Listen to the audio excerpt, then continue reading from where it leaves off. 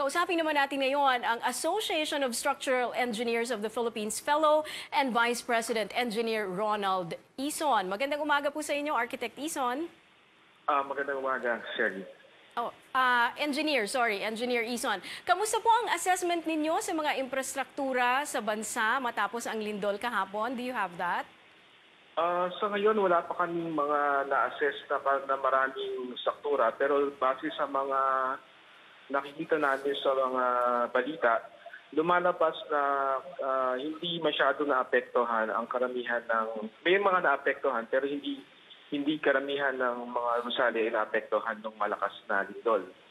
Ang sabi ng PHIVOLCS, this is not considered a major earthquake but a strong earthquake. So, one day after the quake, para sa mga building owners or building engineers, ano ba dapat, or kahit na yung mga residente sa bahay, ano ba dapat ang i-check natin one day after the quake?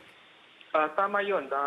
Tama ang sinabi ng PHIVOLCS. Hindi pa ito yung ine-expect natin na malakas na lindol. Ang magnitude ng nito is magnitude 6.1. Ang ine-expect natin, magnitude 7 and above. So, ngayong araw, pagkatapos ng lindol, maaaring yung ating mga building owners o kaya mga may bahay, pwede nilang tignan yung kanilang mga struktura. Unang-una, inspection din nila kung meron silang makitang mga crack sa poste, sa biga, o kaya sa mga sahig. So, ito yung mga indicators or mga patunay kung merong nangyaring pinsala sa kanilang mga struktura. And kung meron, ano pong gagawin dapat? Dapat tumawag na sila sa kanilang mga building official o kaya sa mga structural engineers para ma-verify kung or mapatunayan kung talagang yung nasira ay structural o kaya non-structural. Engineer Ronald, dito po sa Metro Manila, let's just talk about Metro Manila.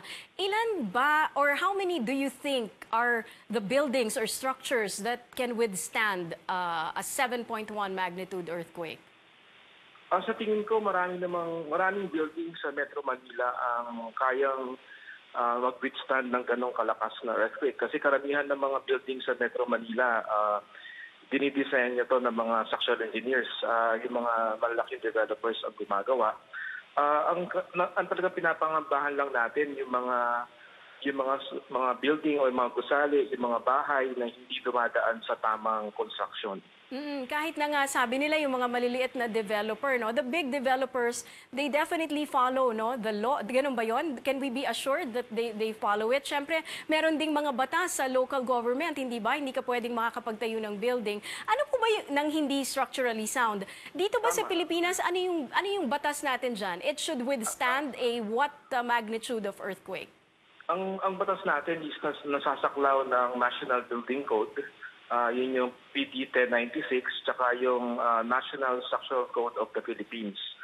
So yung sa National Structural Code of the Philippines, ang sinasabi doon, pag malapit ka sa fault, dapat ang kaya mong ma-withstand or makaya na earthquake ng building mo is magnitude 7 hanggang 3.4. Okay, kapag medyo malayo-layo?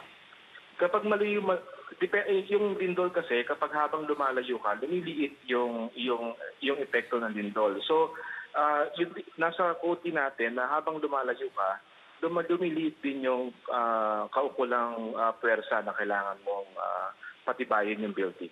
Okay, siguro huling mensahe na lang, kasi every one of us, bawa nasa mall ka o nasa labas ka, hindi ka sigurado kung yung building na tinatayuan mo, kaya kang protektahan, o matibay talaga. Ano po ba ang masasabi ninyong mensahe para sa mga nanonood sa atin ngayon kapag naka-experience ng ganitong earthquake?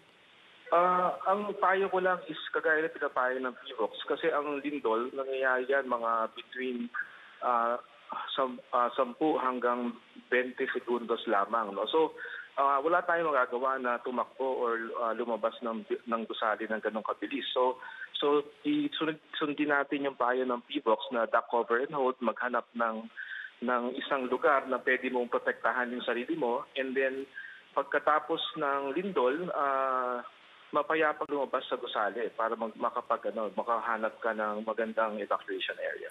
Maraming salamat, Engineer Ronaldo Ison ng Association of Structural Engineers of the Philippines.